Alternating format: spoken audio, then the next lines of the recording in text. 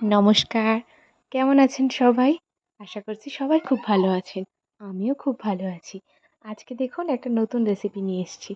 যারা ভাবছেন এই গরমে ডায়েট করবেন, ডায়েটের জন্য খুব সুন্দর একটা রেসিপি।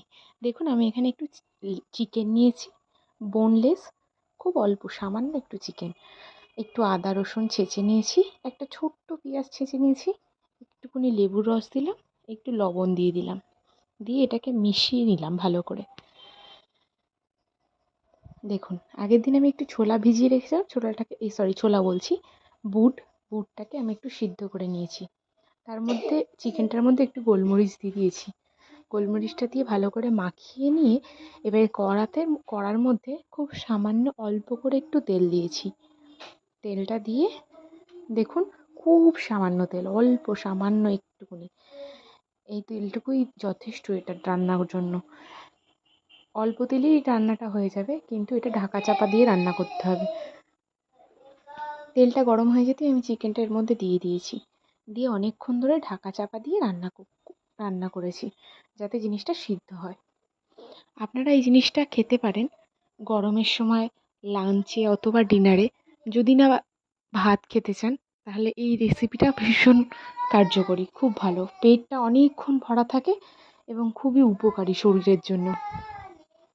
বাই দ্য ওয়ে, আপনারা যদি আমার ট্রান্সফরমেশন জার্নি দেখতে চান, অবশ্যই কমেন্ট করে জানাবেন। দেখুন এখানে আমি একটু স্যালাড কেটে নিয়েছি, শসা কুচি, পেঁয়াজ কুচি, লঙ্কা কুচি আর টমেটো কুচি। আমার ঘরে যেগুলো ছিল সেগুলোই আমি কেটে নিয়েছি।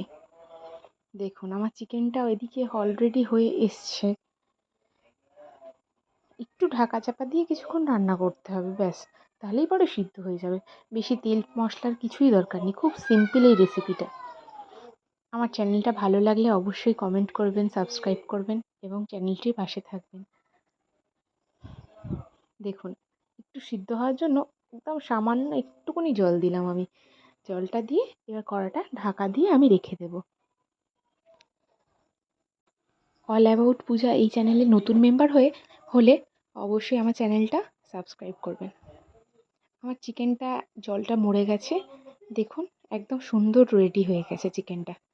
এবারে আমি যেটা বানাবো সেটা হলো, দেখুন চিকেনটা খুব সুন্দর, এটা এইভাবেও খেতে পারবেন, খুব দেখতে টেম্পটিং লাগছে, খুব ইয়াম্মি লাগছে।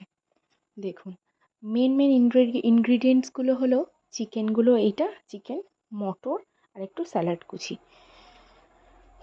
এটা দিয়ে দারুণ একটা মেনু হয়, ভীষণ সুন্দর। একটা ফাঁকা বাটি নিয়ে নিয়েছি, তার মধ্যে সিদ্ধ করা মটরগুলো দিয়ে দিয়েছি, তারপরে চিকেনগুলো দিয়ে দেব। এবার আমি কেটে রাখা স্যালাডগুলো, গ্রিন স্যালাড, এগুলো এর মধ্যে দিয়ে দেব।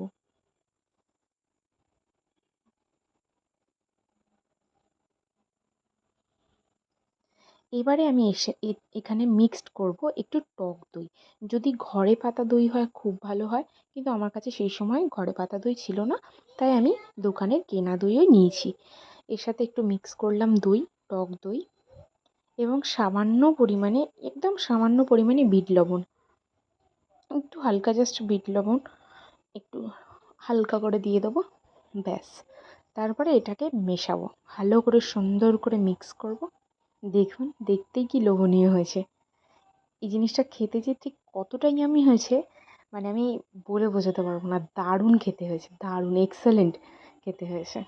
আমি সবাইকে রিকোয়েস্ট করব এই মেনুটা সবাই একবার করে বানিয়ে খান। এই গরমের সময় লাঞ্চ এবং ডিনারে এটা দারুণ জমে যাবে। দেখুন আমি এটা লাঞ্চে বানিয়েছিলাম, আমার পেট পুরো ফুল হয়ে গেছিলো, দারুণ লেগেছে। ধন্যবাদ।